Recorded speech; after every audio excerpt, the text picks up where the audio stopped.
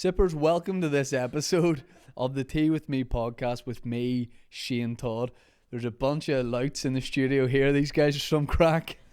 And we've got a real good episode coming up for you today. Before we get into anything, my leg's still broken.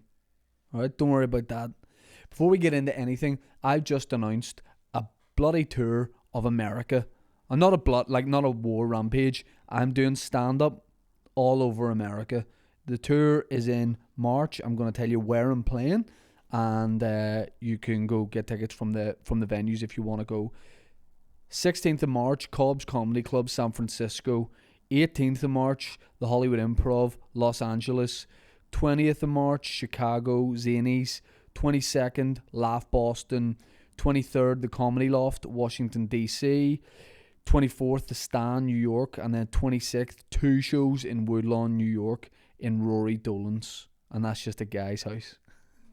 Just Rory Dolan's gaff. I used to work in Spar with him.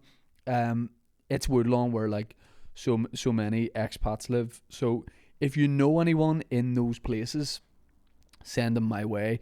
Tell them there's a kid coming to town from home, and he's packing a few jokes. But yeah, buzzing for that. Tickets are already on sale, and I mean it's anyone's guess. The guys were like, how many people did the venue hold? San Francisco, 400. So so who knows? You know, I could be adding a second. I could either be adding a second show, or there could be 8 people at that show. Who knows? But there you go. Tell anyone you know, and I definitely would appreciate that.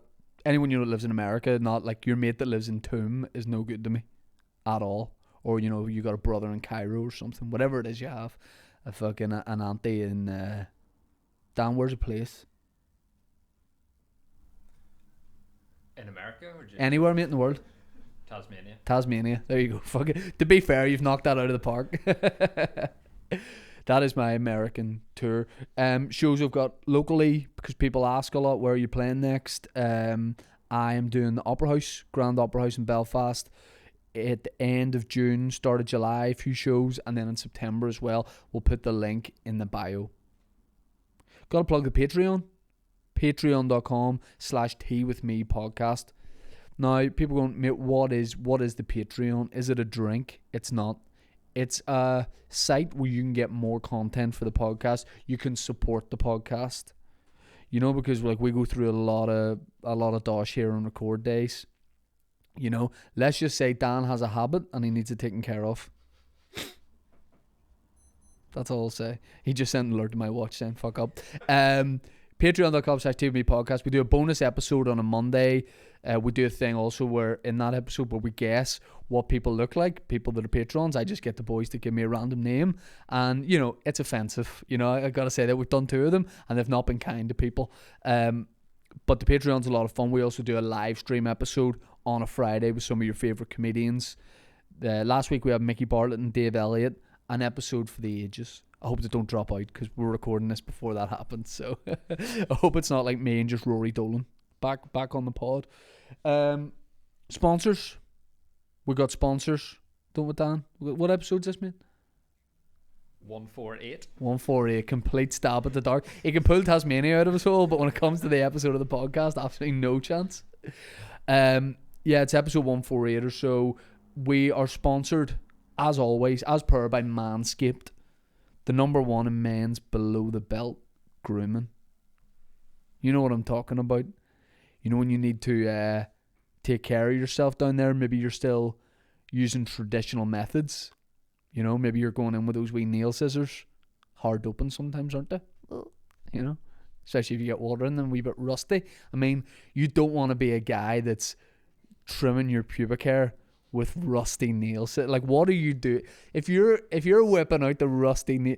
If you mean an attractive lady or man or you know, someone that defines himself as anything, it doesn't matter. It doesn't matter. What you don't want to say is when they say, you know, oh, would you like to join me in bed? Or if they're French, fuck, what's that thing out of the middle of the song? Voulez-vous coucher avec moi?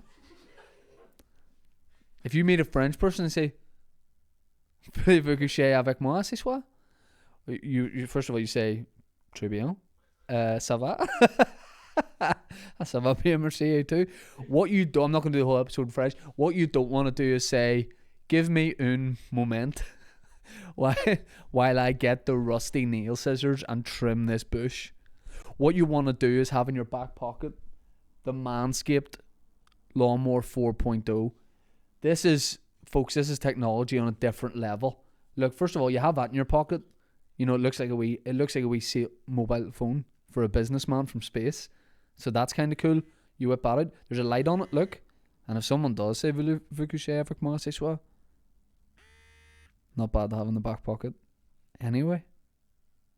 You know what I mean? Huh? Mon le bleu? I don't know. What does mon le bleu mean? I don't know either. Je ne sais quoi. But yeah, look, all you do is you get the light on this, and you can even do it in the dark. Like if you meet like a beautiful French person, and they're like, oh, you need to take care of your pubic hair first. Yeah. What you can say, and they say you must go.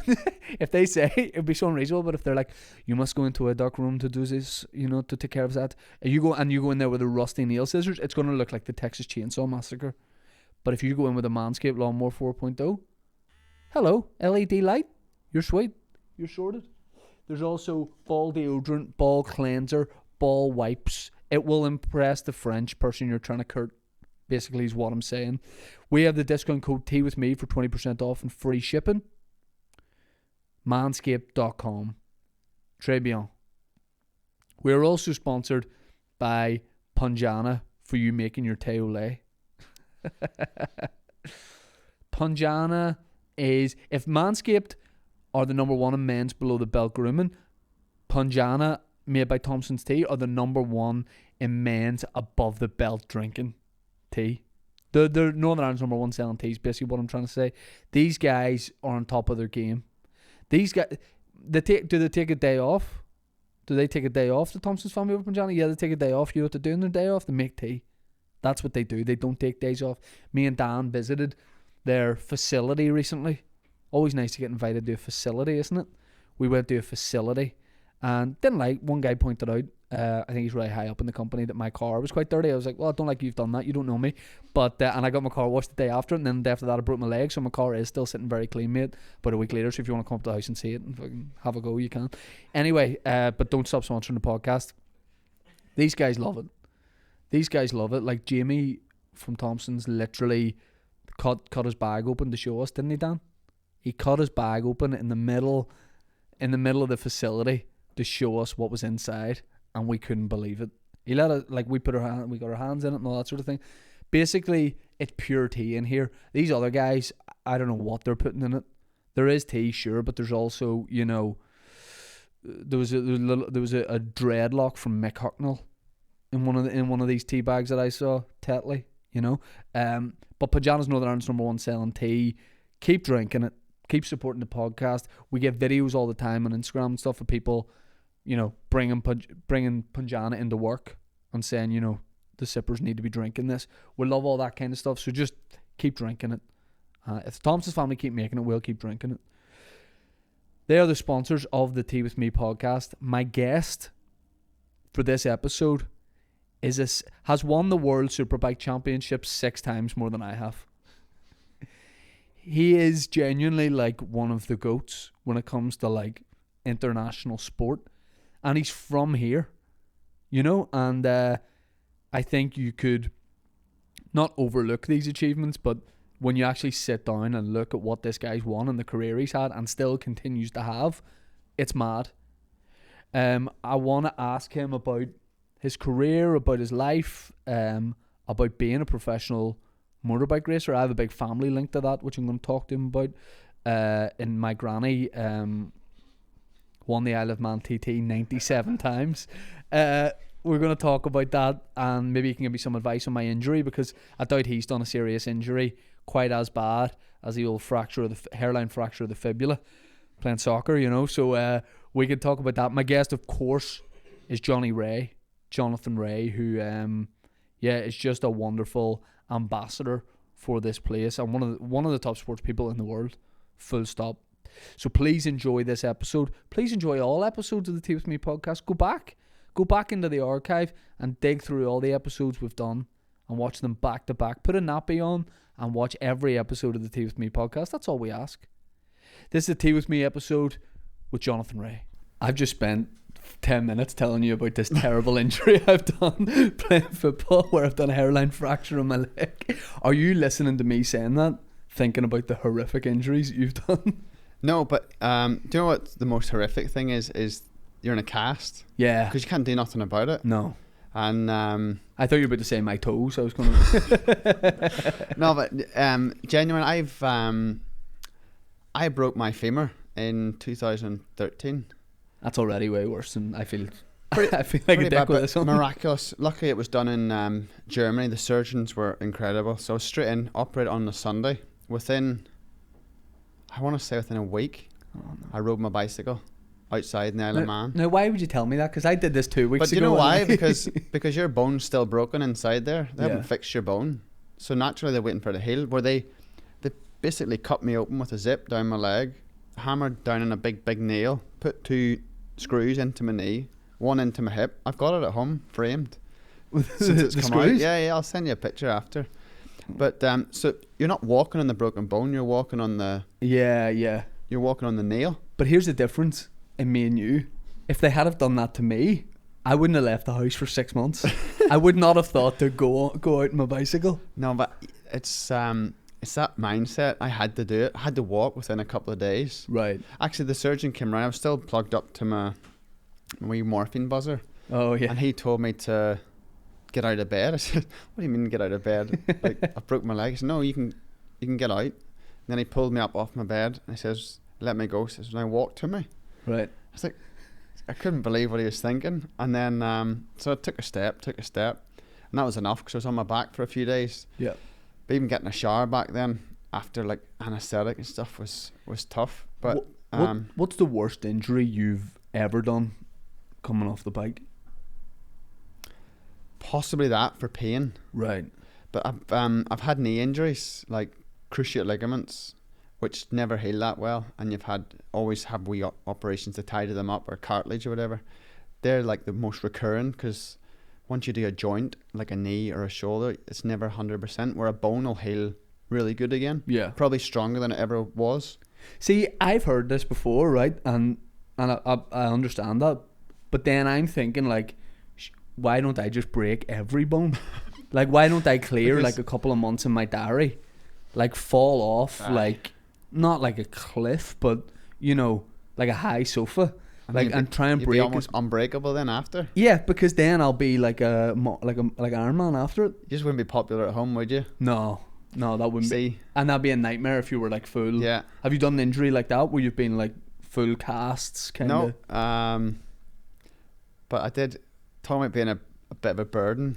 At the end of a season once, I finished my last race and I was living in the Isle of Man. So years ago, 2012 rings the bell, and my wife was looking forward to the weekend after the last round. We were going out. I think we had a Chinese booked, and we were going out after.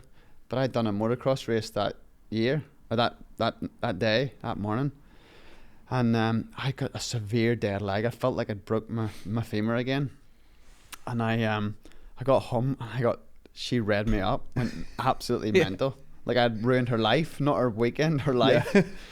And it was disastrous. So I made a big effort. Stupidly, I had a hot bath. Don't know why I had a hot bath, but that made it worse. And then so I had a load of painkillers, and I thought, well, I'll make the effort here.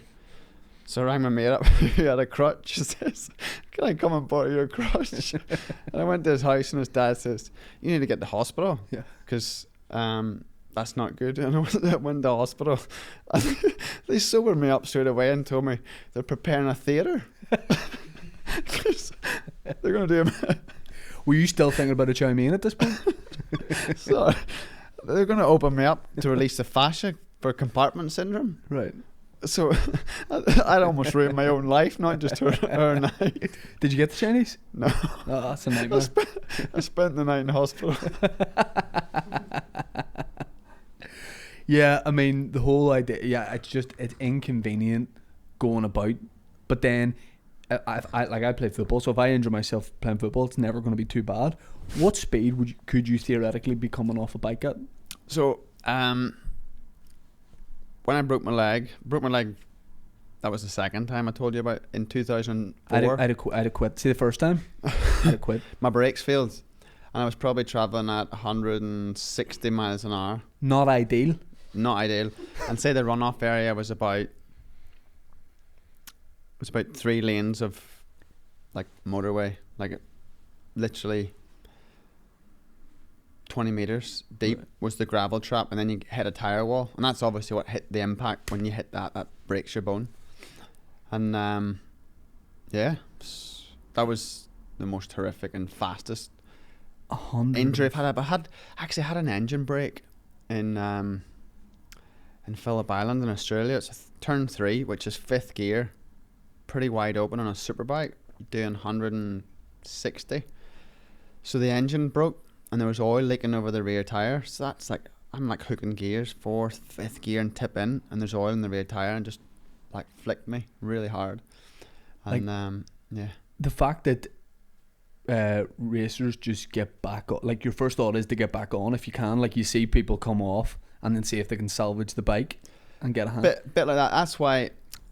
That's a crazy mentality, though. I'd say I love football. My kids are mad about football, but I hate the drama of appealing for a free kick or a yellow card when you think, mate, you've been tapped. You know what I mean? Not broke. Oh, you mean like the rolling around after? And the big drama. It's I do like, that. You do that. Disaster. Don't do that. That's I'll roll a minimum of 10 times. Don't be like Shane. That is disastrous. But I know exactly what you mean. It's like, yeah, like the. I guess you're acting to get something in your favour. Where we think, fuck, I've lost points in a championship. I need to salvage something. Yeah. Like run with your dead leg. Or I had a teammate. We do this endurance race called the Suzuki 8-hour race, and he broke his leg. Right. And it's an 8-hour race, and I'm competitive. I only want to win. Where the Japanese want you to finish, like it's an honour to finish that race. Yeah. So when he crashed, he's like trying to bring the bike back, and afterwards we found out he broke his leg. You're thinking, mate, don't bring the bike back. Yeah. Last thing I want to do is ride around for 50th. You know what I mean? Yeah. After the repair of the bike. Yeah. I thought I was mad for hitting a corner after I did this. But no, you know what? Well, here was a good corner. No joke. See if I had gone in, I'd be talking about this way more. Other people will be talking about this. But do you know what we enjoy that you won't? The medical assistance trackside. Right. You see within minutes, you feel even better than you did before you started the race. Well, to be fair, I had a pensioner with a bottle of water squirting it over this. I was like, cheers, mate, that'll stop it, that'll fix the brake. And in Australia, they have this, I crashed once in Australia and testing a private test, and they give me a whistle. It's a wee whistle you suck on. Right. And so they basically soak this foam or like cotton wool or something into the end of the whistle in morphine, I guess. Right. Mad stuff. Nice. Mad stuff. Nice. There was fellas offering me ease on the sideline after this, but it wasn't because I was injured. They're just there. They in your corner. Yeah. Do you enjoy tea? I do enjoy tea. I prefer coffee now, to be fair. You enjoy coffee now? Do you think that's because you've spent so long traveling the world? In Europe, I never drank coffee. Never ate tomatoes either. They were your 2 rules. You had 2 rules in life. I told are you on the tomatoes now? Yeah. Flat out? No, not really. Coffee no. and a tomato every day. I told my home economics teacher I was allergic to them. Can you be? Do you think that's a thing? No. But what's made you come around to tomatoes now? Don't know. One day you just fucking. I can't go. Do you think you're on the world stage and there's people that went to school with you watching you going, people are like, fuck, that teacher's won 6 in a row. And people going, he's allergic to tomatoes. We never ate tomatoes at school because of him. Oh, no one was allowed to bring them in. I hated that when someone was like, you're not allowed to bring nuts in. I'd have just brought them. On flights, I do that. What, you'll still open a bag of peanuts? Yeah, for sure. Because, like, you know, come on. It's not real. Can't smell them. You're not going to, like, have a fit for smelling my cashews, are you? What do you bring? Like, if you're, you know, when the season starts and you're traveling all around the world, is there anything from home you bring with you? Like tea bags or? Not really. A pillow. Bring your own pillow? I bring a pillow to hotels or... What, like memory foam or something? No, it's actually a pretty standard cheap pillow. I don't really like them really... It's just a pillow you ones. like? Yeah. And you bring it everywhere? Yeah. I like it. Like most people have the Louis Vuitton wash bag under the arm. You're just walking in, can of tomatoes. What else pillow. from home? After a wee bit, in my motorhome, there's a big name drop here. A good friend of mine has a furniture company here. Balmoral Furniture builds mattresses. Right. And I got a mattress for my house and it was so good. I says, oh, could you make me one for my motorhome? It's like a hotel on wheels pretty much. So he done one for that. So I guess that's taking something from home. See, here's why I couldn't be a professional motorbike racer. Well, there's many reasons. My dad was a road racer. Was he? Dennis Todd. Right. My dad was a motorbike racer for... What age your dad be now? 72. He looks somewhere between 48 and 104. My dad's... He'd a race with your dad. I want to say he's coming 60. I'm sure 60. he would have raced with your dad. But he did Northwest, did it all for... I think he raced for... So you'd have grew up around following him around then, I guess? Yeah. I mean, because he's 70 odd now, but I was very young when he was racing, and when I was 3, he had a real bad accident. I should know where. I don't know, car doors, Bishop's Court. I don't know. And but he's a road racer, and he broke his neck, his back. Oh, no. I mean, everything you could think of, and he never. Although I sort of grew up around bikes, he actively didn't Yeah. I was never on a bike as a kid. I went in a scrambler once and thought I thought I had a flair for it. For the first time I went in a scrambler, I was about 8 or 9, and then I watched a video of me on it back and realised I didn't have a flair for it. Hey, I was going 3 miles an hour in a field. That's normal. I feel like that. You know, right. Like we go riding all the time, and I send a photographer or a mate to get a picture. I'll go to this jump, I'm going to give it a nice big whip. And then I see the picture. I feel like I'm Supercross hero. And then I see the picture, I'm like such an amateur. But he made sure I think that I didn't get into bikes because he tells me, and loads of people tell me, your dad was brilliant, and he showed me all these, but he fell off a lot of times. A lot. I think he thought that was one of the was a good thing, but he had so many. So I never got into it. But you look at you talk about the motorhome and the comfort. I'm sure when you were starting, you didn't have that level of comfort. Anything but that. But when you go around the pits at some of these races, once you get to the edge of the pitch, you see fellas. It's maybe a 2-man operation. He's borrowed someone's van. There's maybe a mattress in the back, and it's just I don't really like the cold or it. I like. When you just see how much goes into it, and it might just be the rider and the mechanic, or sometimes the do their own stuff. That's how we started doing motocross. You're from Larne? Yeah, outside of Larne. You ever heard of Cowater? Cowater? You're too young. Davidoff? That's an aftershave. Cowater, aye. Remember that? Davidoff Cowater. So here's pretty national landmark in the late 80s, early 90s rave scene, Cowater House Hotel. I was on my way home from a gig and got talking to someone about this, and I didn't know if they were making it up, so I'm glad that you've told me that this is real. True story. It was like an old country house. When I say small hotel, right, actually looked like Crawfordsburn. Yeah, like that kind of old way. And this is middle of nowhere sort of thing. Think Crawfordsburn Hotel with Coach Band Bridge attached to it. Right. It was big deal. Right. Load of funny stories there growing up, because we literally our wee garden ran onto the hotel lawns, and so we would see all sorts going on. We actually had this wee wooden house, like a Wendy house they called it, like a playhouse outside. Yeah. I like the way you said you had a Wendy house and then changed it really quickly to playhouse. Why do they call them Wendy? That's what my mum called it when I was young. So we'd have had outdoor toys, just storage stuff, and find all sorts in there. Well, people like fivers, condoms, a belly chain. Oh, why? That's very 90s, isn't it? Imagine walking this into your mum. Wait, what's this, mum? So belly chains. Do you want to have a water balloon fight? No, that's not. Another true story. So my aunt and uncle, when I was really young, were babysitting me for Mum and Dad were out having dinner or date, whatever. They come home, and Dad reckoned I was snoring, so he's walking upstairs thinking, why is he heavy breathing? He's only 3 years old, and he found somebody sleeping on the landing of the stairs, and he kicked him stupid out of the house. From like they'd walked over from one of the got raves. Drunk from walked down the garden, pretty much into our house, and fell asleep. But there'd be busloads of people at Cowater. Big deal. People will come from Miles. Belfast. It was all over. It was like Kelly's, but in Cowater. And did you witness, like, were you able to look at all, like, see this from where you lived? Yeah. Like, you must have seen some states. Oh, wait.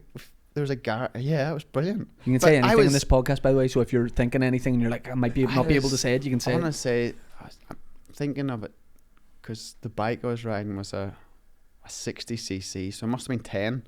My dad and my mate's dad were out in the garage working at the bikes, having a few beers late on a Friday or Saturday night, and we were running around. It was like woods, trees everywhere, so we were running around the woods, me and my mate and his big brother, and we seen these two like snogging the face off each other, and I don't know why we let out one of these whoop whoop and they chased us. They chased us down through the woods. They had no idea where they were going, but they chased us me and Philip's big brother Chris got back to the garage first, screaming, Philip needs help, and they caught my mate Philip by the scruff of the neck. I don't know what they're going to do to him. Yeah. But my dad was stood there with for a hammer. Whoop, like. But I don't know. So my dad had a hammer in his hand. And he says, "Put him down now," and they let him go. But it was brilliant. But it's a shame because I think it's now housing. Right. And I was derelict for years, but it was definitely happening in my childhood. It was cool. Is like bike racing big where you are? Like how did you? No, just because my dad raced, and see, that's the difference in me and you.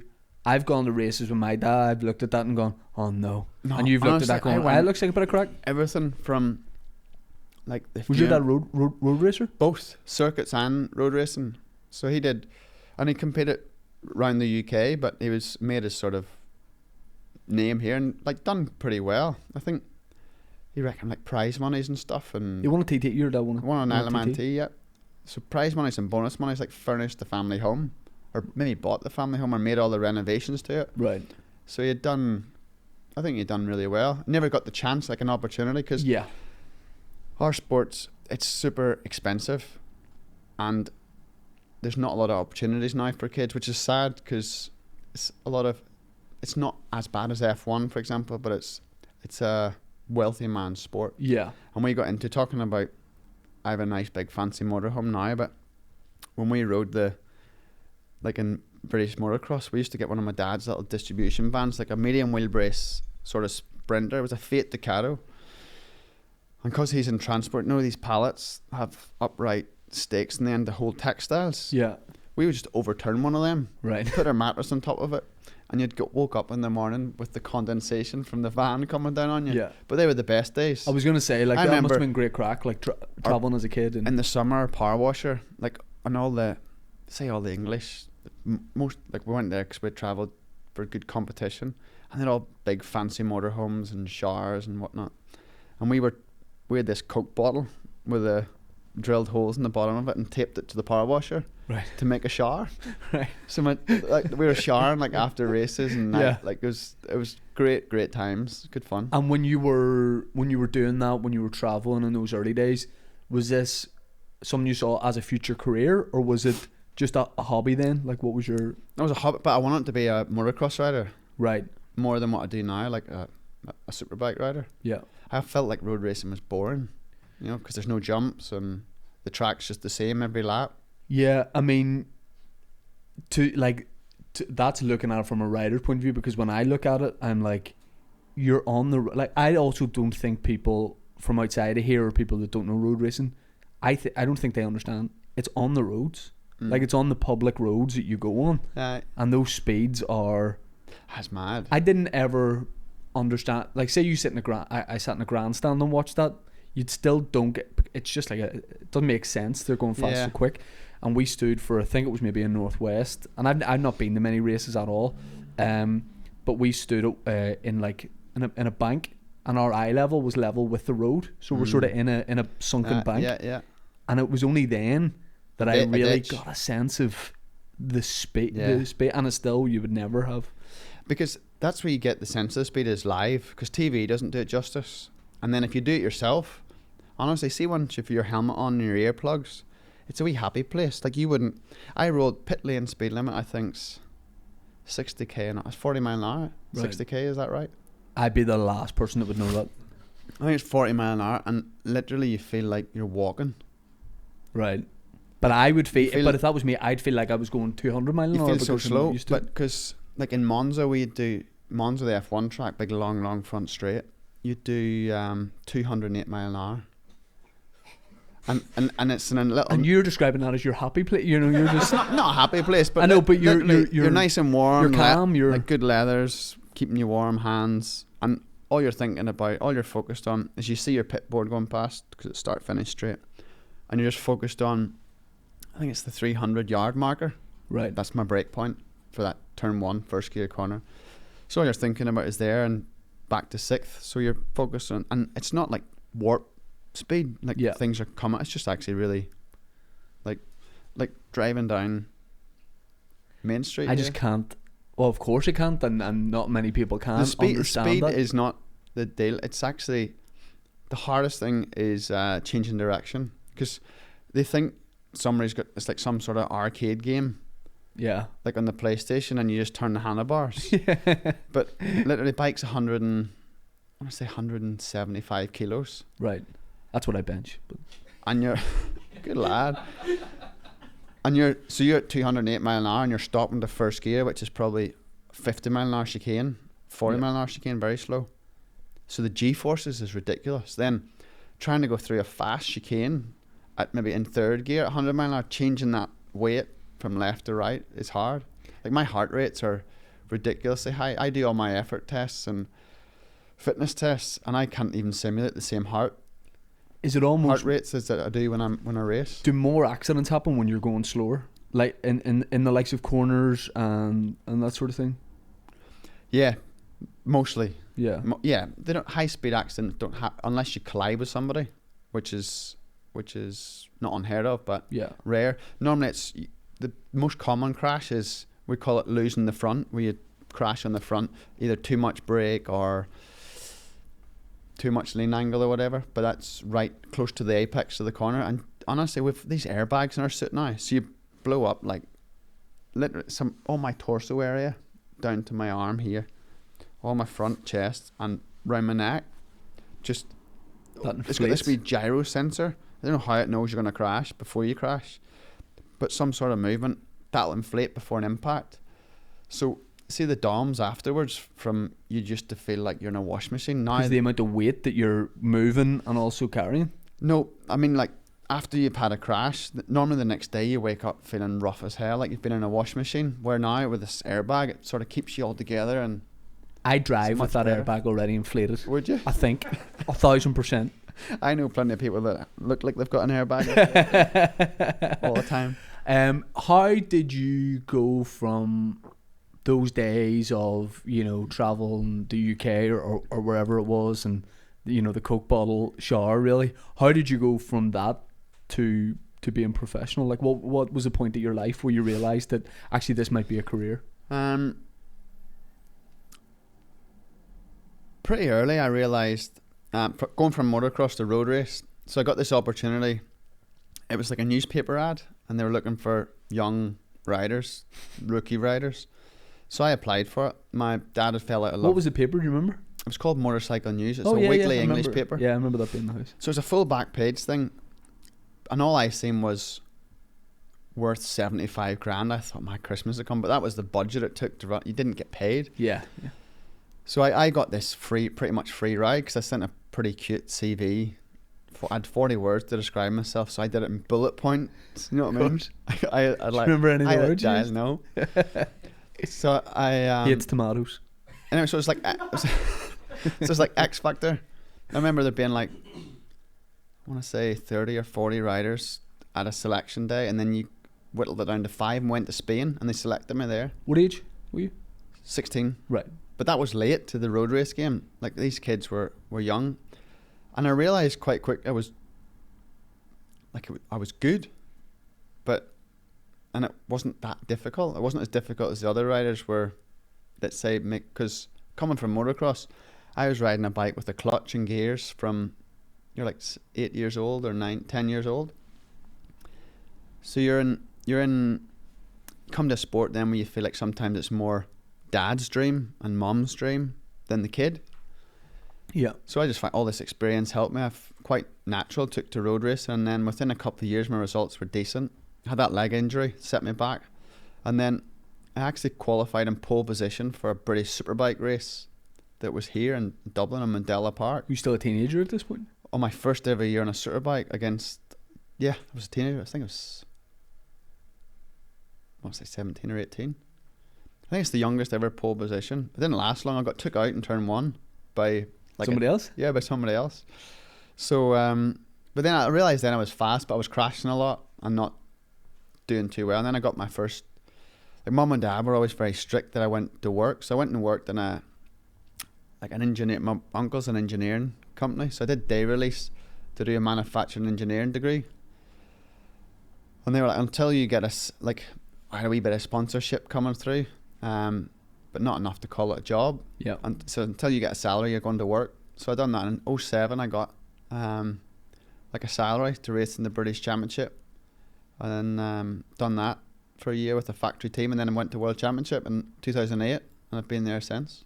So you not that you fell into the sport by accident, but locked into it. Yeah. Like by applying to a news, because if I didn't get that, like we're like working class family, like mum and dad worked hard, and we couldn't ever afford to do something like that. Yeah. I was literally, if I didn't get that job, I was planning to do motocross again. Because like you said, most riders probably around that time were, your age would have been the family have bought them a bike and put a bit of money doing into it hard at that. Or now it's like there's a lot of pay as you go rides. Like you have to bring a big amount of money to the team, right, and then they'll run you. Yeah, that's becoming more and more popular. But back in 2003, 2004, I just got really lucky to get into it and fell on my feet really. What was the first time you came off? When you went pro? The first on the audition, I thought I blew it. So right. When they were selecting, when it was like 30, we were all at this track in the UK, and it was a pretty crap day. I remember there being wet patches everywhere, and we had a borrowed bike, and I had my dad's old borrowed leathers and stuff. And I went out and I was passing loads of people on my first go. I thought, whoa, I'm on it here. And I'd done a test day before. Like my dad got me went to a race school in England, the Ron Haslam race school. So I'd rode, so I knew what tyres felt like and whatnot. So I was flying this first out, and then the second out, I was like passing everybody. I felt like the fastest there, and then I crashed. I thought, oh no, we didn't have enough spares to fix the bike. So I thought I fucked it, blew it. So we're driving home the whole way up that A75 up to Cairnryan Boat, and got a phone call saying that they want me to be in the last 5. So they'd seen the potential before but you crashed on my first day riding. Yeah. And is that maybe something they look at and go, well, he's willing to go that fast? Did he? Well, maybe not. I think they secretly like the idea of taking someone with no experience. Right. Because all the other kids have maybe had a couple of years of club racing or doing whatever. Yeah. But I had literally gone from Desert Martin motocross track to Donington Park. Was there ever, when you were getting into it more professionally and more seriously, was there ever, did you ever sort of think about because growing up with your dad racing and knowing so many people, you probably, like my dad would have shown me race programs back in the day, and he would point out at some point, well, he's not with us anymore. Yeah. He's not. And sometimes it can be a photo of my dad and 4 other, and there's 2 of them. Yeah. Well, videos, I don't know why. They obviously had loads of coverage back then, but he's loads of videos, and you're better naming the people that are still around. Yeah. Yeah. Like, did that play in your mind at any point? Not really. No, it's a sick mindset, really. Because I suppose if it does, because I have 2 kids as well now, and horrible to say this, but I love them being around and whatnot, but then you put your helmet on and you don't think about nothing. You don't think about, have I left the gardens cut, or I wonder, are they enough food, or wonder where they're going to be watching. Like, you literally put your helmet and it's like 2 people. Yeah. It's like, I mean, obviously on a far different level and scale, but I can equate that to being on stage and performing. yeah. Like, if any other thought enters your mind, like you're not in the zone, you shouldn't be up there and doing it. It's adrenaline. Yeah, It's and, and that's why I was telling you earlier about heart rates. Like literally, when I pull the zip and my leathers up, I've used my wee computer and put it in my hump with my heart rate strap on, and my coach just stood beside me saying, "Breathe, breathe." This is why. He says, "You're like 110 beats a minute." Yeah. I'm just sat in my chair, doing nothing. But I suppose it could be dangerous if you didn't have that. So it's adrenaline. If you didn't have the adrenaline, maybe that's if I don't feel slightly nervous or adrenaline going on stage, I know it's not going to be a good one. Yeah. The times when you know you have to have a good one. See, I love that, and I think it's a wee bit of, not to big up ourselves here, but I think coming from here, you get even more of that. You know, I think you always have an underdog mentality. And you like your back being against the wall. Yeah. And I like that. But the worst, I mean, if it goes wrong for me, the worst thing that's going to happen is, 80 people in Armagh in a wee theatre go, nah, I didn't love that. The jeopardy is nowhere near as bad, whereas you are going at such high speeds and... but emotionally it can be tough. I think you're built different. I'd rather take a big high side than people walking out on me on stage. I'd get over that a lot quicker. It's I think you just are obviously built different. The only time I've experienced speed on a bike is whenever I was about 14. My dad took me out on his mate's bike around Craigantlet, around Hollywood, and I'm talking single lane country roads.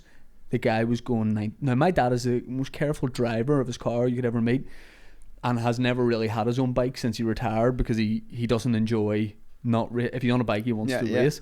And he took me out, he said, to really scare me and put me off it once and for all. Now I was never going to get into, I'd shown no interest in bikes, and my dad was like, I'll throw you on here, we'll go out for a wee run. He's going 90.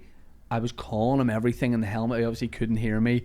Get off, my legs are like jelly. He said, You'll not be a racer. I was like, I know, I could have told you that before we did this. But that's mad. Like, anything could happen. Cow shit in the road. Yeah. Somebody could reverse out in front of you. Yeah. Anything. Like what I do, it's in a controlled space. I mean, you can't control the other people you race with. Yeah. Yeah.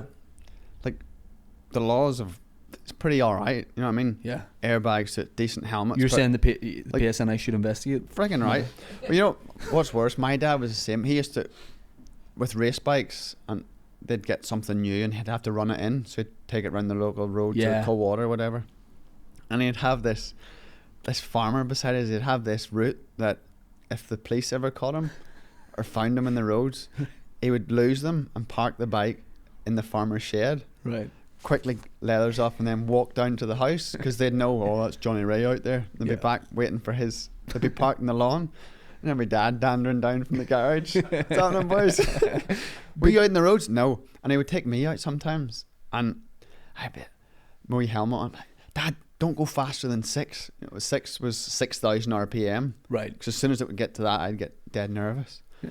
But yeah, it was. But that's mental. And that's the only way back in the day people could practice and really give bikes a run out, was if you're a road racer, was the roads. I remember the Dunlops, always seeing documentaries about them, and they were really going for it on the roads around Ballymoney, because you had to.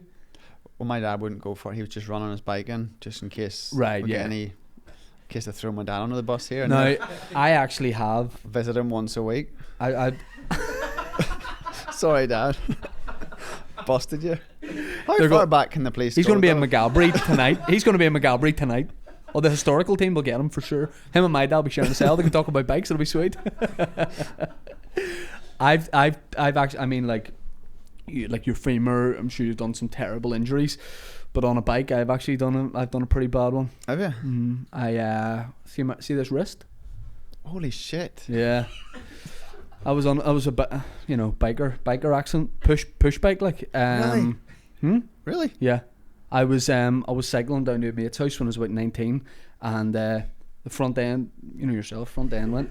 I was doing about 12 mph, and just whatever way the handlebars went, I went over the top, landed with my hand like this, and the bone just went through my hand. But I had a hoodie on with my sleeves up, so I didn't know that bone. I was fine until I got home.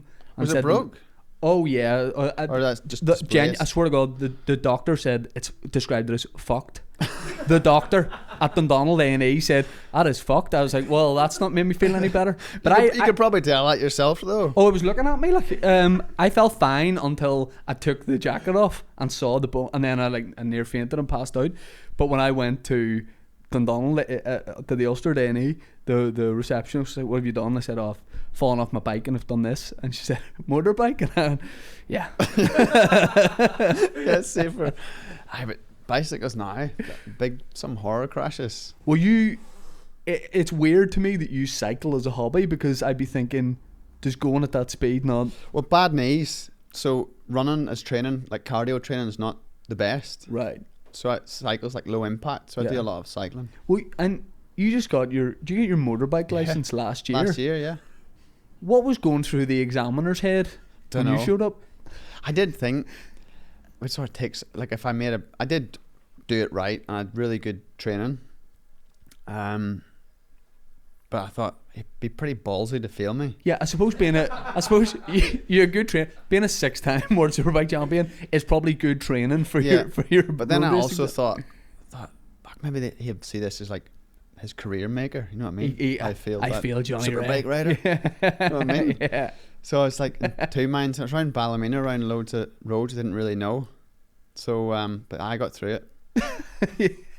But that's crazy. I got a bike. You didn't have that. I got a bike from Cowater in Kawasaki actually, and it's done no miles. I'm like a fair weather, right? Even in the bicycle. Right. You see the people. I do a lot of riding the indoor trainer. Just we see people like all like waterproofed up out in all elements, like big all respect. The gear. Yeah. I couldn't do that. Yeah. Fair weathered.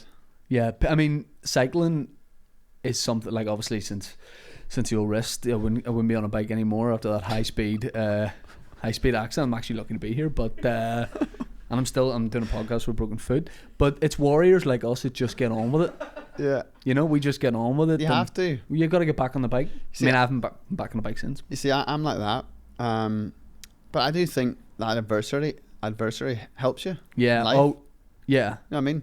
Like, you can't we have 2 young kids and you can't wrap them in cotton wool. It's my missus' worst nightmare thinking our boys ride bikes. Yeah. And they can ride, and I encourage them to ride. I suppose if you really held it back, that would make them almost more attractive to do. You know, if you were like, you're never getting on a bike, you know, your kids might then want even more. I had the shits with the eldest one once because he'd always want to ride. So we'd take him somewhere and he'd just have a Davis drop, like, I'm not riding. You're like, drove an hour and a half to get here. Set it all up, obviously. So I put a wee bit of pressure on him. It didn't really work. So the second one, I'm playing a game right now with him. He's like, I don't want to ride today. I was like, that's all right. Because it might come round. Yeah. But they're mad into football, and there's not a football in my family. I started playing with a lot of dads from kids' school. So I'm thinking turning up to the first night that I've been asked along. They've been playing for years. I'll be a load of big, fat old blokes. You know, like really old. Yeah. Because they've got kids and all. Yeah. And then I realised like they're all super young, super good, like not semi-pro, but good level, really good level of football. So I can't kick a ball. I played rugby at school. Right. But I've got a terrible first touch, but I'm fast. Right. Yeah. I don't think I'm the weakest. Right. But I'm not good. So I asked one of the other dads, cool dad, can you help me out a wee bit? And we went to Mollusk playing fields there, took loads of cones and stakes, taking it dead serious. And a few Tuesdays, so I've got a wee bit of skill now. I can control the ball. I used to just run with the ball. Is that your competitiveness, do you think, and in wanting to be really good at anything you do? So I don't, apart from golf and this football, I don't tend to do stuff that I'm not good at. Right. But I'm really not good at football. If I were you, every week that you play, I'd show up in my motorcycle boots and go, you said wear boots. Every week. Every week I would be going with that. Do you wear your helmet? Wednesday Wednesday nights I was clean on goal and I put the ball over the net. I think automatically that gives the other team a goal. The way they work the rules, if you put the ball over the 3G pitch, they get a goal. Change that. Kicks it gets it. It's just absolutely. it's just a goal kick. Like, But yeah, they got a goal. Do 3 corners a penalty. I'm a big fan of that. Yeah. What? 3 corners a penalty. Is that right? Well, it's just an interpretation of it where, like, instead of giving a corner, no one's taking corner and 5 aside. No. If it goes behind for a corner 3 times, then that team get a penalty. That's fair enough. 3 corners penalty. Yep. 3 corners penalty is quite universally accepted. All right, I'll try and bring it in. I'm new in this group, so I'm like tiptoeing in. Can't really suggest stuff. Make like a statement. It's a WhatsApp group as well. It's not active. I've got loads of groups that are so active, and this one's not. So I feel like it's a cool dad group. You know that. I'm not really. Just open lads, it right now. 3 say 3 corners. Say, I can just say, what about 3 corners of penalty? I'll not be asked back. And then send a picture of all your trophies. Say, hey guys, been playing sport for a while. 3 corners a penalty? ? Sport. I haven't been playing football for a while. Because the first weeks I was getting loads of service. Like, I'm free. Like Wednesday night, I was clearly way more free than he was down there, and the ball doesn't come to me. Hey, I know the feeling. There must be a couple of guys there maybe who, like, play as a one-off or whatever, who maybe might not know who they're playing against.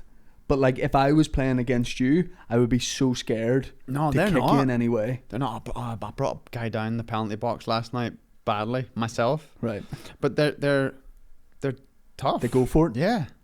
That's not my kind of game. No.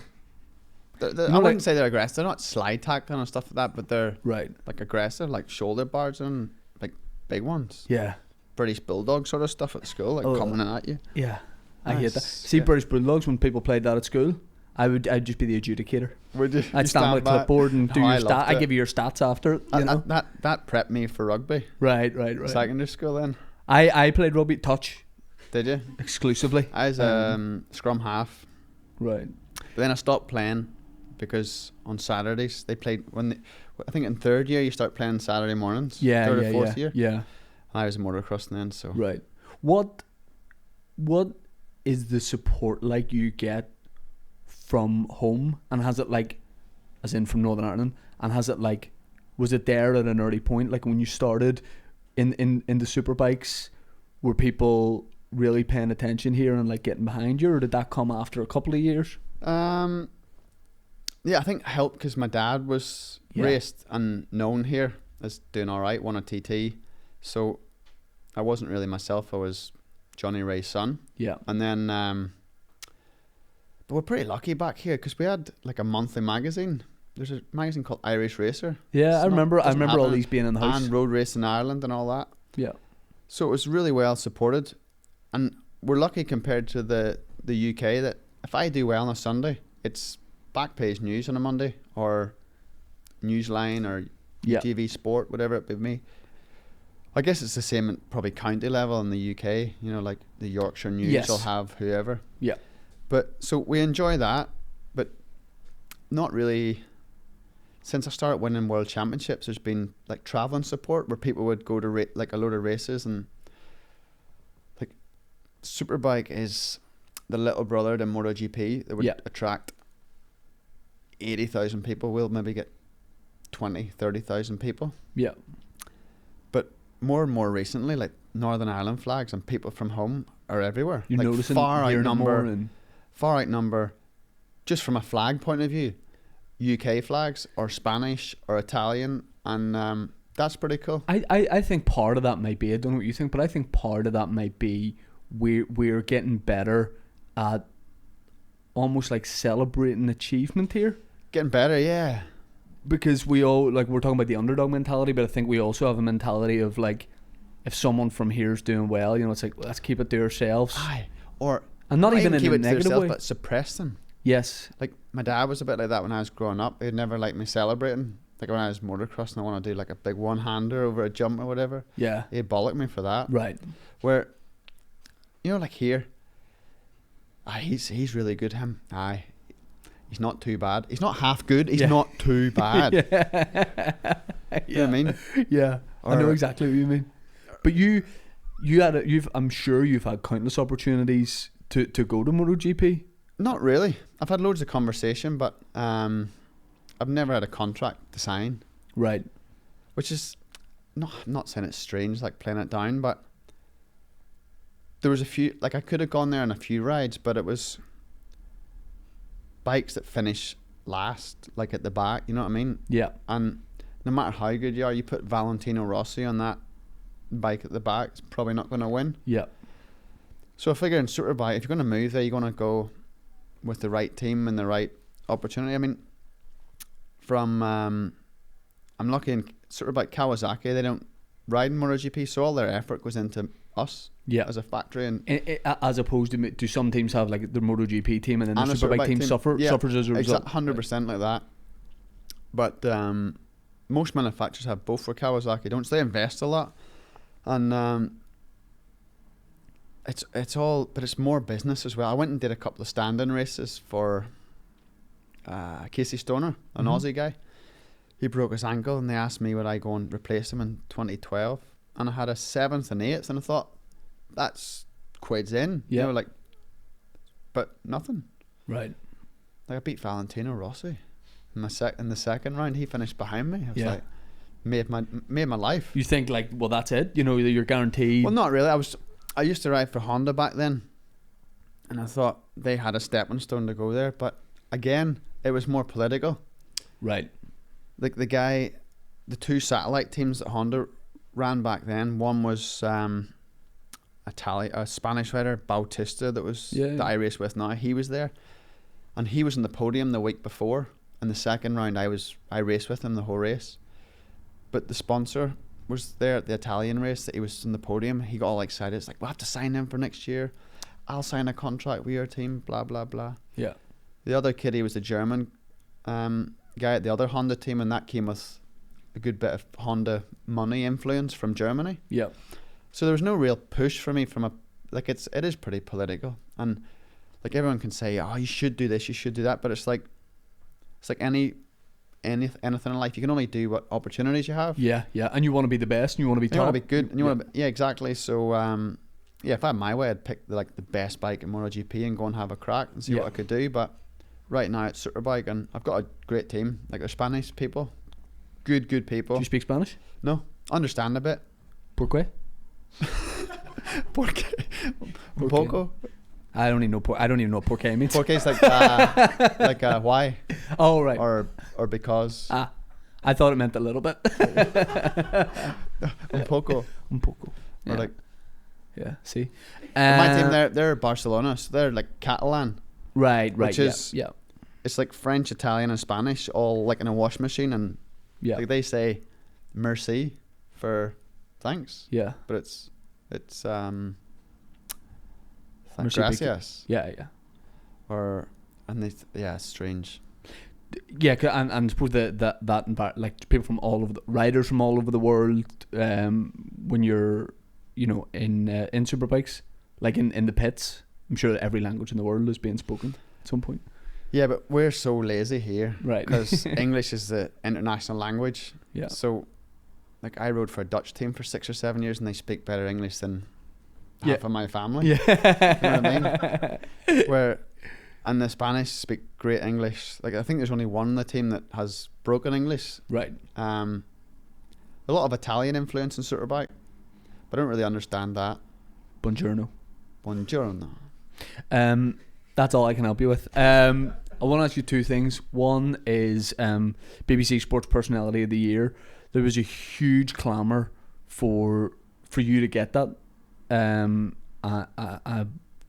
It was like people were up in arms. Is that the year it was here? And specifically, I think the year it was here, maybe, unless I'm getting that wrong. I'm not sure. The year I was runner-up? Yeah. That was in Liverpool. Oh, okay. Like, do you feel you should have won that? Because I think No. It all started, I think, Stephen Watson started threatening to beat people up. He's like, he's Sports Personality of the Year on Twitter. Winker was getting into it with people. But everybody thinks Winker is Sports Personality of the Year, so all these fans are like wanting his head. He's nothing to do with it. Yeah, but Winker's game for it, like. But it's a bizarre event, nice event. But it's just the fact that every year you were winning. I think I didn't get it because I knocked them back the year before. So this is my third championship. Yeah. That I won. I was invited there, I think it was the year before. When was it in Belfast? Do you remember? Was it 16? Or Sounds about right. Anyway, they've invited me Just years to before that, but it's just to go to it. You mean they invited you just to right? And these events are like nice to go to, but it's also nice to be at home with your family and have a weekend with your mates. Yeah. So for me, I was like, right, sweet. Can my wife come? No, it's athletes only. One guest. I was like, nah, sorry, I can't come. And then so the year they told me, you're nominated though, you have to go. I was like, all right, can I bring like my wife? Yeah, you can bring like, I think I had Tosh beside me and I had like 6 mates. Right. And get friends. But it's a weird event. You know, you see it on TV and you see all the audience and the guests and the camera pans down. They're literally like, I'm in the second row and then they're picking me up, saying move because Torval and Dean are coming to sit here. I wouldn't move for Torval and Dean. And then I don't respect that. They're moving me. I'm on the front row and then I'm flipping 6 rows back. It's like every ad so break. It's choreographed. I think award ceremonies are like. So, well, the ones I've been to aren't really. It's pretty much loads of beer and stuck in. Yeah. But that's mental. A load of athletes at the end of their season, the after party was mental. Right. Because you can't blow off that steam during the season. Like, I don't know whether it's because you're not allowed guests and nobody had wives and girlfriends there, but it's like wide open. I've never seen in that party. Who have you seen blitzed? Give us a few names here. Like, who have you seen? Can't really. There's one that sort of give us a clue. Scarred me at night. It's like a D-lister. I want to say, I'll not mention their name, but Callum Best. Was he on Love Island? Yeah, or just remembered he's not an athlete.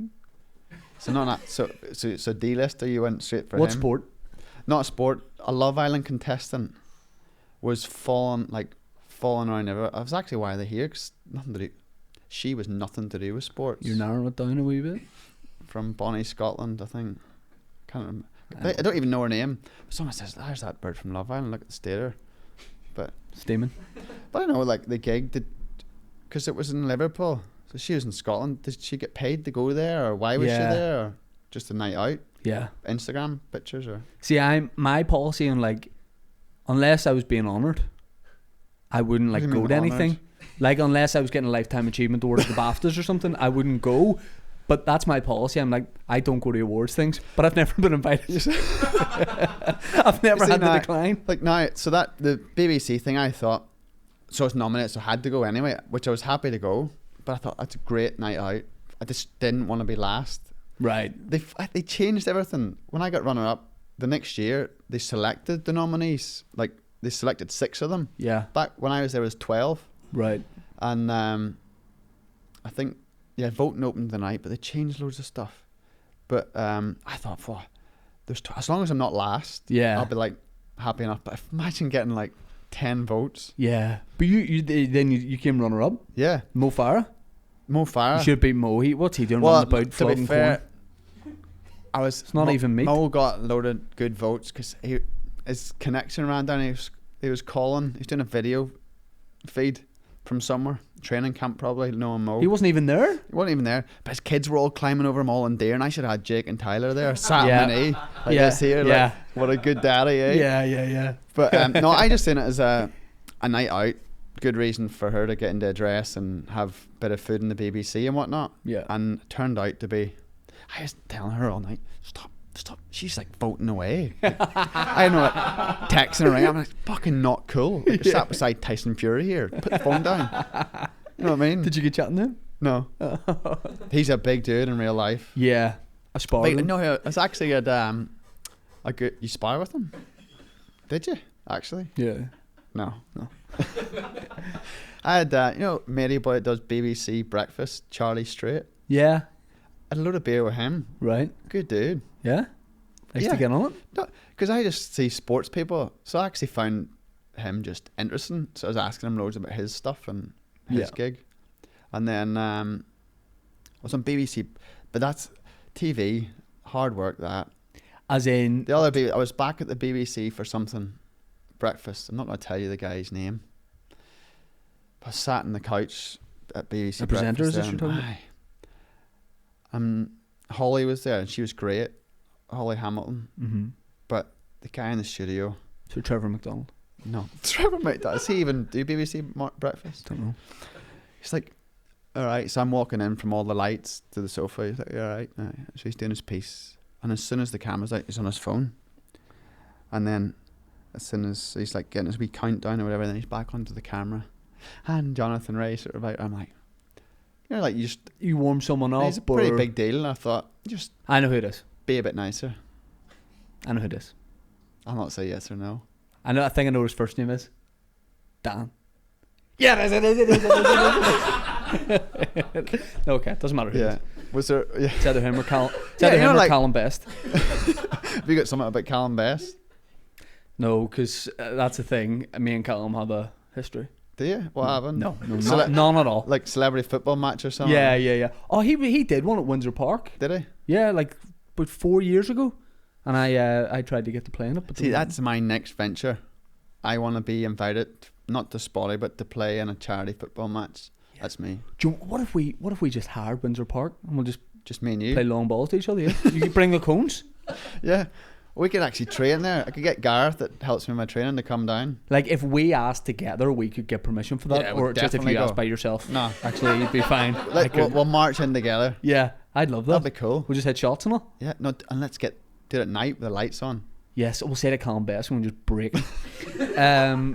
The last thing I want to ask you about is like future plans, and you'd won 6 in a row. The season that's just passed, came runner up, and that probably brings a lot of questions about, is that more motivation to go and win it, or because you're someone you just pulled yourself back there, more motivation. I had a conversation yesterday, you'll not believe this, or maybe this is where your question's going. I don't know yet. I don't know where my question was going. A guy I work with, he's not work with directly, but he's ringing me up to tell me he's retiring. I was like, oh, great. It's yesterday, still spewing about it. Oh, great. Oh, thanks very much for all your help. And what about you? That'll be happening soon. It's like, I'm not sure. He says, that Turkish boy last year, he was flying. I'm thinking, what are you joking me? Yeah. You know what I mean? My question is, does that add more motivation to win your title back? I think so. A little bit. But motivation doesn't change. It's the same. It's almost, I'd say before it was the fear of losing because I was winning. Yeah. And it's automatic. Yeah. But it's not like, well, I loved your show with Carl. Oh, yeah. But it's not like boxing or you like the character of Conor McGregor who can just mouth it off and back it up with his one big UFC fight a year. Like, we're going to get beat way more than we win because you're racing like 39 times a year, so you can't be beaten. Yeah. You can't not go unbeaten. Yeah, of course. So you get used to that, but I think it's the addiction to wanting to keep winning, and then you get beat, and that just keeps you coming back. And I think last year was a good wake up call more for the team as well as me, because I knew how hard it was because I raced against these guys, but it's tough work. We need to keep improving, but I think motivation hasn't changed. I'm not more angry or more not training anymore or less. Yeah. But could that be dangerous if you did suddenly get more motivated and you've more adrenaline going and you've a bit of anger in you? Can that be dangerous? Probably, to go into a race? I used to put like, what sort of music is it? What, like heavy metal? No. I hate heavy metal. Like country. Nasty rap music on the start line. You're thinking, like your 8 Mile Eminem sort of soundtrack. Yeah. And you just go and crash in turn 1. Yeah. You know what I mean? So it doesn't, music doesn't work for me. What do you listen to now? Enya? Nothing. Oh, right. Nothing. You just... Well, I have a wee bit of background noise, so I'm getting changed sometimes. Bit of James Blunt. I'm just very quiet. I hate talking to people on the grid. Just silence. Yeah. And go about my work. But now I think motivation's really good. And this is my last year of a contract, so I think within the next 3 or 4 months I'll know what's happening next year. Mm-hmm. Had not beef, but conversation with Tarsh at home about what's happening and next move, what we're going to do. And because generally I'd spend 100 or plus minus 100 days away from home. Mm-hmm. And so I'm conscious of that as well with the kids. But I don't, whilst I'm doing well, I want to keep at it. Yeah. And I don't, I want to get out in my own terms as well, which is really selfish because almost every racer has not a chip on their shoulder. Sometimes they decide to stop. Sometimes it's a lack of opportunity. Sometimes it's an injury that retires them. So you can never have the perfect ending. Yeah. But I don't see it right now. Yeah. In fact, I wanted to ask people that had retired. It was good, insightful for me listening to Carl talk as well about that. But he knew it was coming. Yeah.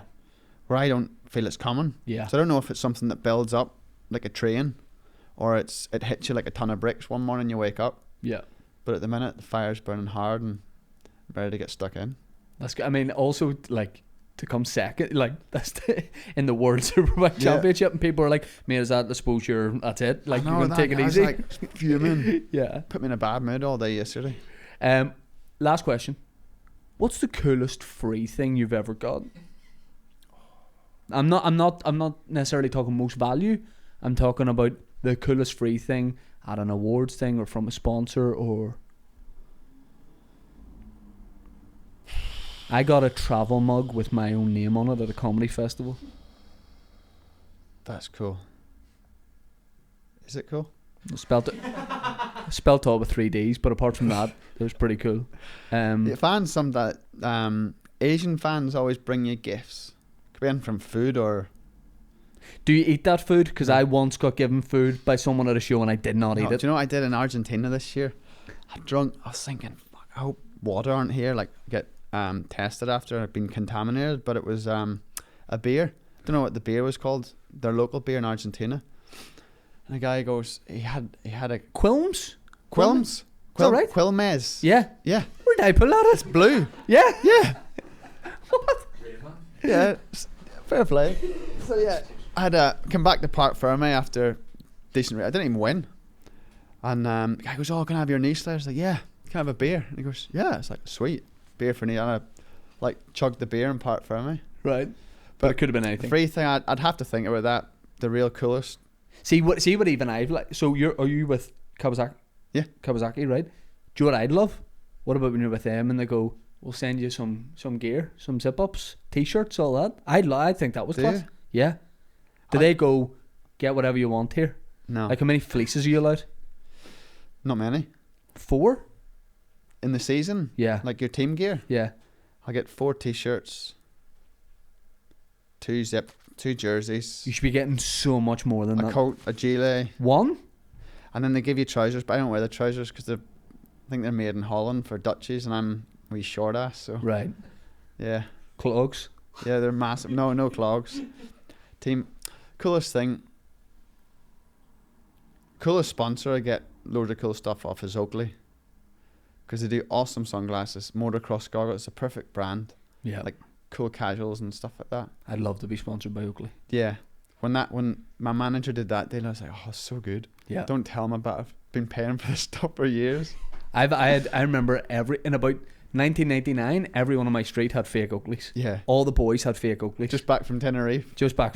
Yeah. Getting a sweet deal on the Oakley. The sports, like they're almost like the wraparound ones. Yeah. With like the multicolored lenses, they were unreal. They were unreal. Don't remember them. Yeah. Well, I think it was only me that had them. To be fair, I'm so impressed that I get Quilmes. It's because they sponsor Boca Juniors and River Plate in Argentina, the football tops. Yeah. I think that's Quilmes. Yeah, it's definitely MERS or Quilmers.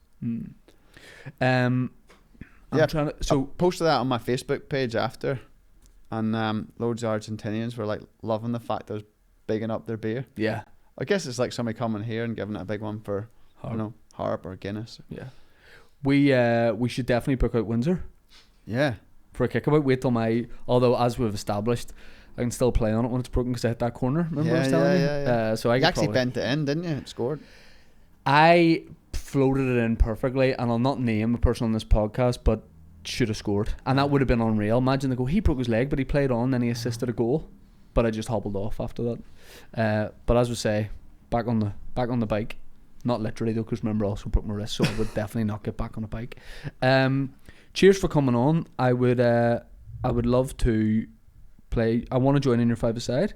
7-a-side, and I really want you to emphasise 3 corners a goal. Right. No, 3 corners a penalty. 3 corners a penalty. Right. Start it this week and see how it goes, but you'll not look back. They go for beers after, so I haven't yet, but maybe I'll do it under a beer. I'm too new to suggest stuff like that. Yeah. And I've no idea what I'm talking about. Right. And they know that, so they'll be like, "Who's this dickhead? Yeah. This little motorbike prick. Who's this guy showing up on motorbike boots He's only been and here a crate of 3 weeks, tomatoes? and he's changing the rules." This guy just half time just eats 6 tomatoes. Johnny, cheers for coming on. Really appreciate it. And I was going to say I'll see you on the track, but I don't know why I would say that. Yeah, you can come to a race. I would love to. Come to Donington. Can I jump on? Can you jump on? Aye, sure, why not? When's Donington?